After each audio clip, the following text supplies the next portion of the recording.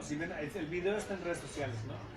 Entonces, esta labor que antes los niños compartían con los abuelos de trabajar, que en lugar de estar en el iPad se sentaban a hacer las artesanías, es la que se está perdiendo. Y cuando se va un artesano, pues se va todo el aprendizaje de una humanidad que duró 10.000 años para ver la planta, entenderla, cómo secarla, cómo, o sea, para que llegáramos a eso, sin esos hilos no hubiera habido desarrollo, ¿no? Entonces eso es lo que está buscando, él está como rescatando estas cosas. Tiene su tienda, que está muy bonita, y por eso lo volamos para que estuviera acá y pudiera tener su puesto ahí y que hablara de todas estas cosas que pensamos que Yucatán nada más es cochinita pibil, ¿no? Bueno, pues eres Amir. ¿Tienes el micrófono? No. No, está bien así. ¿Sí? Ok, pues bienvenidos. Gracias. Pues antes que nada, muy buenas tardes.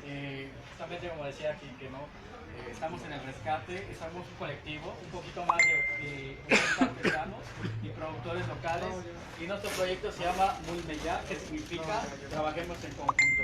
Bueno, mi nombre es Amir, tú, y pues vamos a platicar un poquito del trabajo de nosotros. Gracias.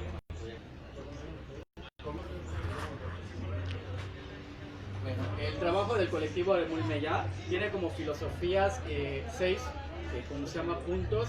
El principal es el rescate de los saberes y técnicas tradicionales. En eso estamos tratando los maíces criollos, las técnicas, por ejemplo, del telar de cintura, las técnicas rurales y trabajos como las hamacas de Sosquil, lo que son, como se llama, los individuales de lo mismo, que son el telar de cintura. Estamos rescatando los saberes y también pues la sabiduría general de los abuelos, los cuentos, leyendas y también experiencias de ellos. Estamos trabajando también a base de los retos de Yucatán. Existen muchas, bueno, la cultura de Yucatán muchas veces, ¿no? El de no dejarse tomarse la foto, por ejemplo, la creencia de lo intangible, y todos esos trabajos, o sea, los estamos también recopilando, y justamente en la página que nosotros tenemos vamos subiendo los videos de estos trabajos. También estamos trabajando con el impulso a la mano de obra, o sea, llegamos a la comunidad, conocemos un poquito del trabajo de ellos. Inclusive más adelante les voy a mostrar un trabajo que nosotros desarrollamos a partir del maíz, luego las tortillas hechas a mano, y luego las saborizamos con lo que son pues las pastas o los regalos naturales que hacen en Yucatán. También estamos en la creación del autoempleo, o sea, que a base de lo que es el trabajo que ellos tengan, también tengan un ingreso y también tengan pues una fuente una fuente en sí de ingreso para ellos, un empleo. Y también estamos trabajando con el punto del comercio justo, que se les pague lo debido, o sea, y ¿cómo se llama? Por lo que ellos están haciendo, porque realmente ponerse a hacer, o sea, cultivar un maíz, imagínense, los niños, bueno, en el estado de Yucatán se van desde las 4 de la mañana a milpa, y a veces hasta el mediodía, 2 de la tarde, bajo el sol. Pues realmente es una chinga en sí, ¿no? Entonces estamos tratando de redignificar ese trabajo mediante el comercio público. Y también la creación de canales de difusión y comercialización. Ya tenemos páginas, ya tenemos redes sociales, y también pues participamos en este tipo de eventos para que podamos dar a conocer el trabajo del colectivo Mulmeya.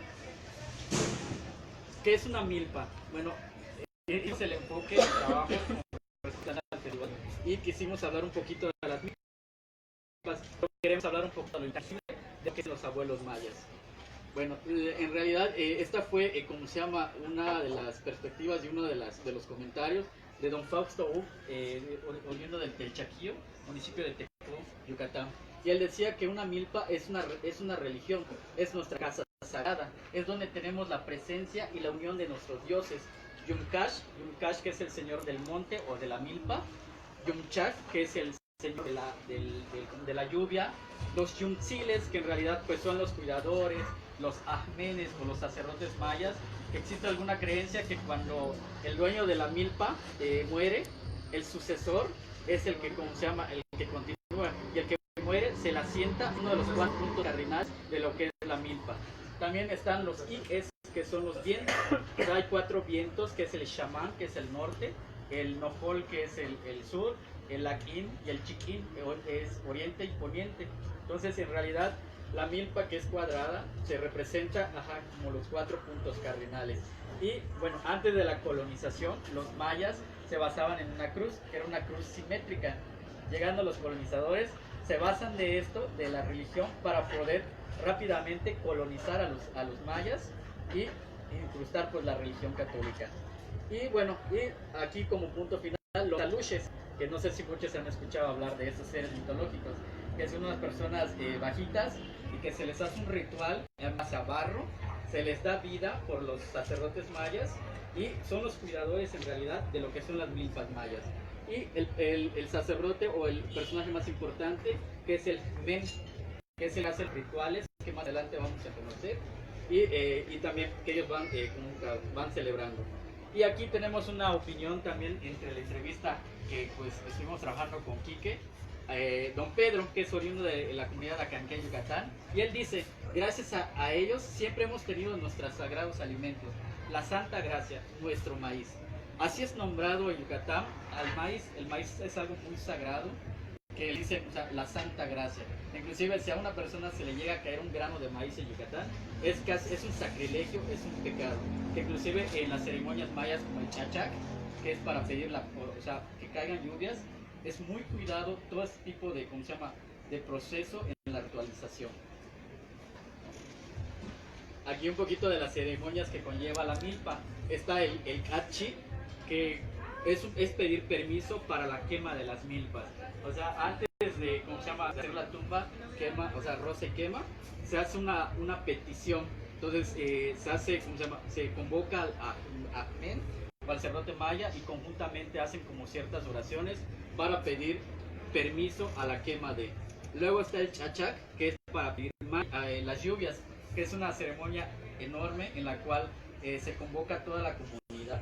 Se pone a un lado, se llama, los caballeros, y de un lado las damas, que los caballeros se consagran para hablar de los trabajos, y las mujeres por otro lado, que también tienen ellos, como se llama, pues un trabajo, una finalidad. Ahí vamos a ver una lámina donde se ve un poquito del proceso del chachac.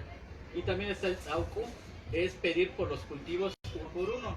Por ejemplo, en la milpa maya, o sea, se siembra el maíz, el frijol, la calabaza y por ejemplo el chile.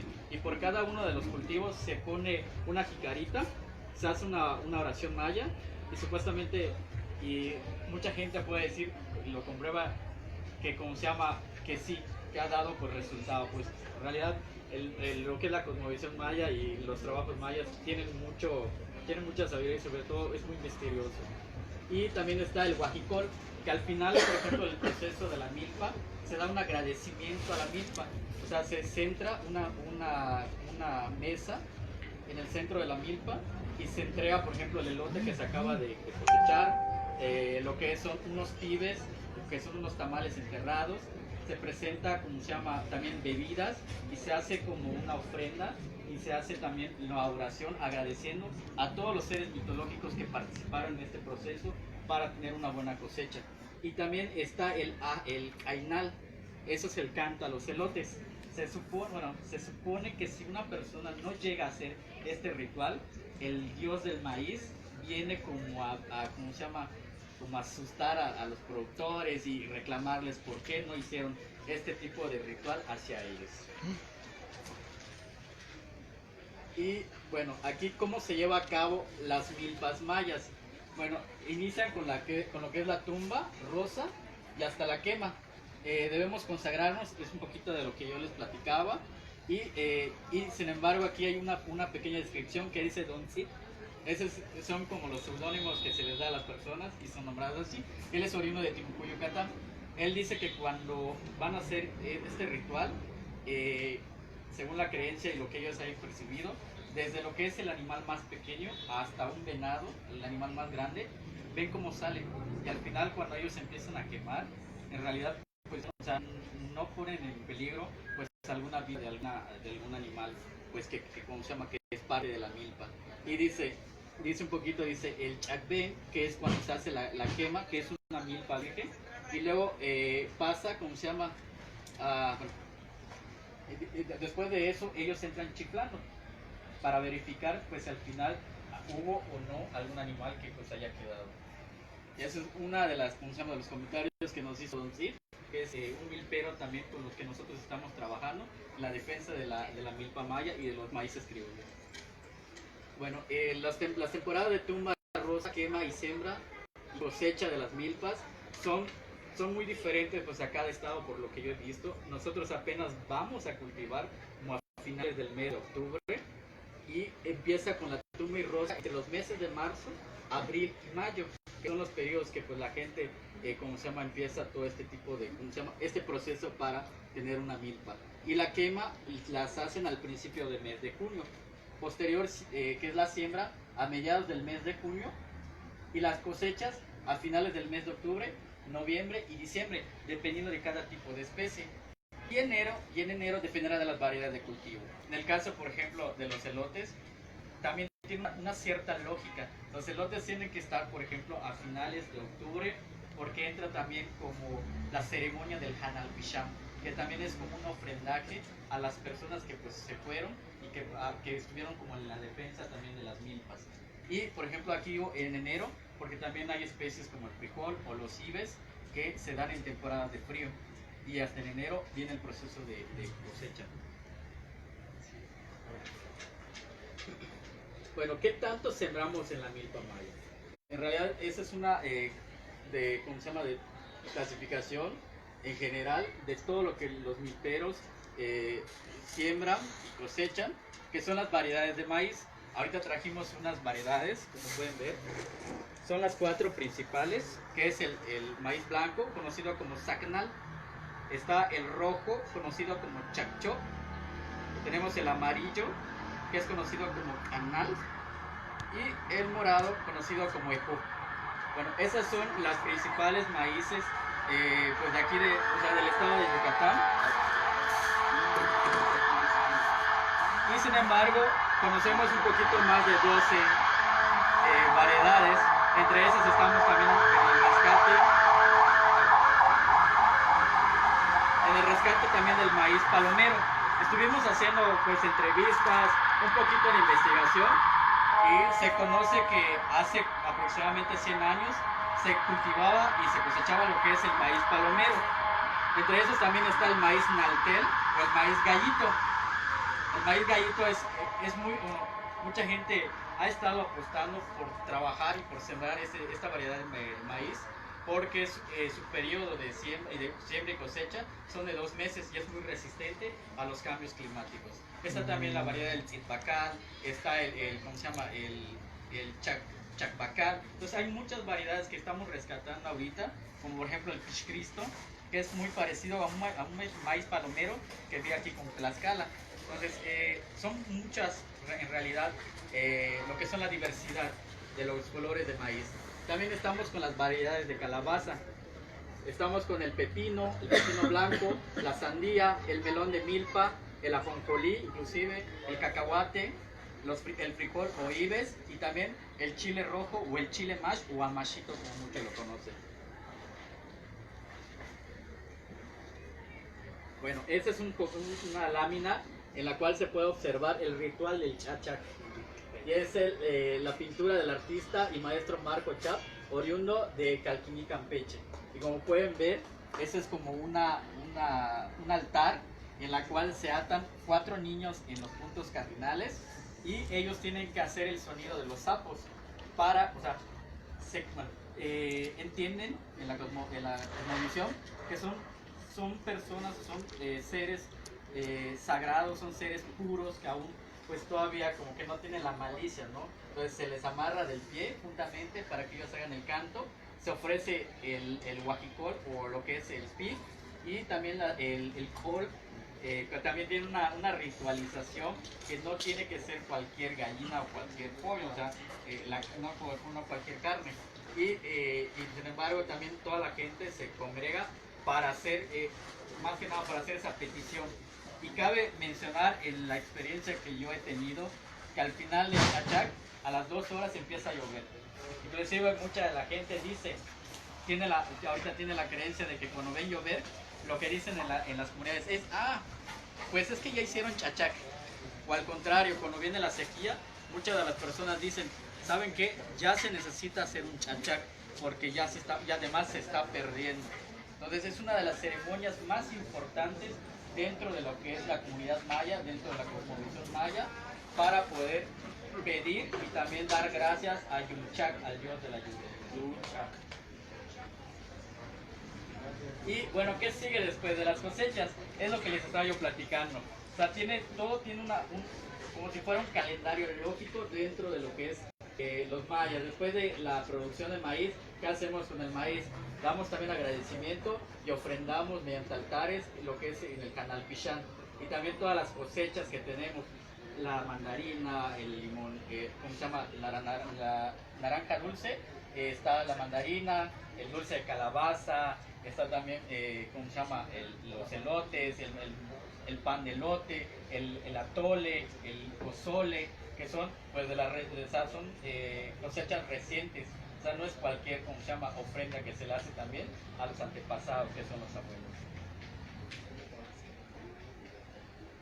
¿Qué sigue al final? O sea, después de cosechar, ¿qué pasa con los procesos de milpa?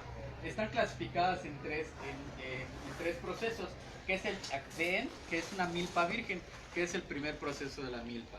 Posterior, al siguiente año, se hace el Sacá. El Sacá es la siembra de segundo, ¿cómo se llama?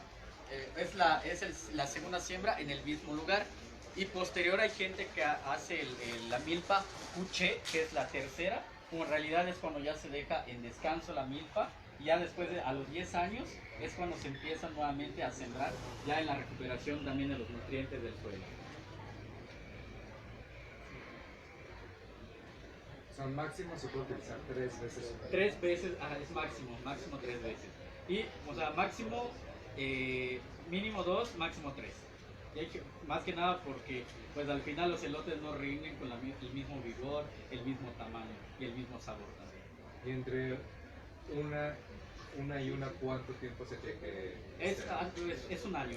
Es un año, y al final, o sea, si alguien quiere hacer como el tercero, tiene que esperar 10 años para volver a sembrar nuevamente la milpa.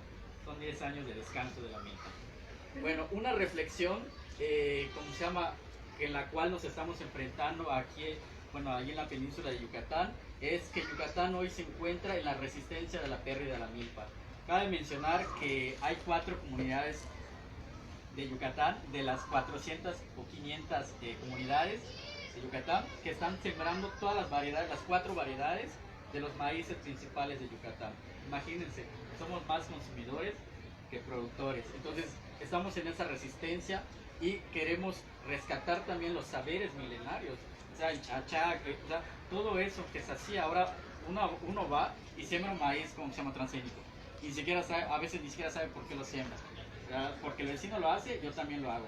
Pero en realidad, o sea, por eso le decía, el maíz para nosotros es un maíz, o sea, es la santa gracia. O sea, es un espíritu. Entonces, cuando se hace la tortilla y la tortilla se tira, la tortilla dicen que llora porque tiene vida. Entonces, a nosotros nos enseñaron que no hay que tirar ni siquiera un grano de maíz, ni tampoco una tortilla, porque es un pecado grave. Entonces, son varias, o sea, y entre esas hay muchas historias de la creación del hombre. También cuando nos llegó lo que es ¿cómo se llama?, la langosta de Yucatán, y tuvimos una pérdida tremenda de maíces. Hay gente que de verdad murió, por lo mismo que, pues, la base de la alimentación de los chicos es también el maíz. Y también otro de los puntos es la falta de apoyos a programas de gobierno por parte del gobierno. En realidad, hace ya unos meses se aprobó, pues, una siembra de allí, de los transgénicos, ¿no?, por parte de Monsanto, y ahorita estamos organizando con otros colectivos para ponernos en defensa y la resistencia también de los maíces y de las semillas criollas. Otro de los factores que también está, de cierta forma, limitando a que continuemos con eso es la migración. Hoy en día, si la milpa no te proporciona un ingreso regular, lo que tú haces es irte a la capital. Entonces, eso hace también que los jóvenes ya no se interesen por la milpa, por toda esta cosmovisión, simplemente se van, y cuando regresan ya vienen con otra visión. Y otro de los puntos es el desinterés de las nuevas generaciones. O sea, si no tengo un sueldo, ¿para qué hacerlo? Si no tengo un aguinaldo, ¿para qué siembro? El cambio climático hoy en Yucatán está pegando muy fuerte, y créanme que hay mucha sequía. Y sembrar una milpa ya no es una garantía de tener de verdad un ingreso. Ya no es algo sostenible. Al contrario, prefiero comprar una tortilla allí de maseca a producir mis propios alimentos, cuando en realidad Yucatán tiene, como se llama, tiene una aplicación, tiene también como una historia de que son pueblos autosustentables o sostenibles. Y otra de las cosas que nos enfrentamos es la globalización que enfrenta la milpa. O sea, Monsanto, Maseca, la migración, los cambios climáticos, el uso de los propios químicos, inclusive hasta cabe mencionar que el mismo gobierno hasta dado paquetes. Toma tu agroquímico, aquí está tu aspersor, toma tus semillas criollas y vete a sembrar. O sea, qué contraproducente. Siempre he dicho que sí se puede, solo falta trabajar en conjunto. Estamos ahorita en una de las publicaciones que se llama Cómo transformar los sistemas alimentarios. Y aquí está Mulmeyá como uno de los casos, 23 casos de inspiración para mostrar que sí se puede. No necesitamos apoyo del gobierno. Solo falta aprender a trabajar en conjunto. Nos han vendido una idea colonizadora que cada uno tiene que ser, o sea, tener un limitante. Antes en las comunidades mayas vivíamos en hacinamiento. O sea, la vecina aquí sin ninguna albarrada, la otra vecina acá, y todos compartíamos y vivíamos tranquilos. O sea, si yo cosechaba de mi milpa, yo te llevaba, como se llama, de esa para ti. Si yo mataba a mi cerdito y tenía mantequita, yo te lo llevaba. O sea, todo eso hemos perdido. Realmente el capitalismo nos ha vuelto egoístas, nos ha vuelto consumidores, y realmente lo que nosotros producíamos para comer se ha ido perdiendo. Pero preferimos ir a un súper y agarrarnos una fruta, a comprarnos un rollito de cilantro, de rábano.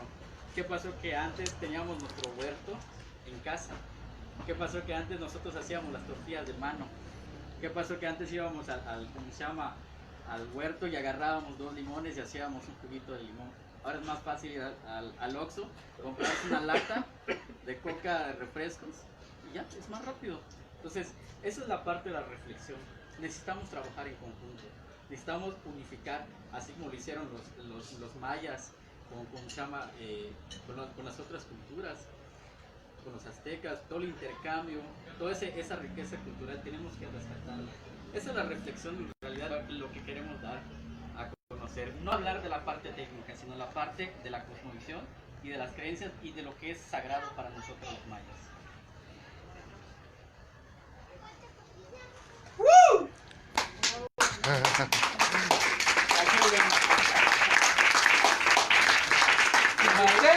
Resistencia, cabrón. Sin maíz no hay país. Y nosotros Fuera los mayas Monsanto. decimos fuera Monsanto. Muchas gracias. ¡Bravo, Amir!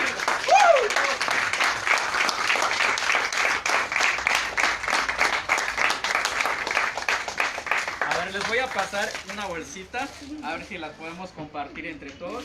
Esto es un producto que nosotros hemos rescatado a base del maíz criollo, que yo les había platicado del colectivo.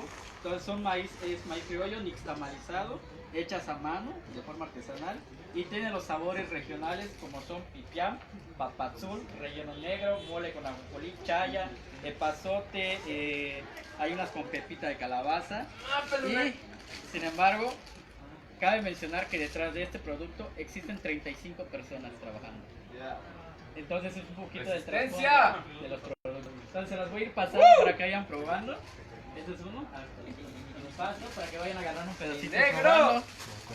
Y es otro de los trabajos que hemos logrado rescatar, que es una combinación de las semillas de la milpa, que es cacahuate, ajonjolí, pepita de calabaza, y tiene girasol, y también tiene las tostaditas de maíz criollo, que es una opción que estamos trabajando en la reeducación también y la cultura para los niños de Yucatán.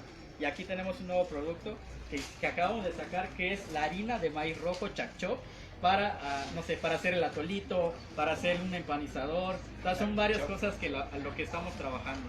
Y oye, pues estamos aquí presentes en el Festival de las Milpas de México, los hijos del maíz. Estamos allí en el stand de Yucatán. Y muchas gracias. ¡Bravo, Amir! ¡Tú! ¡Inmediat, milpa!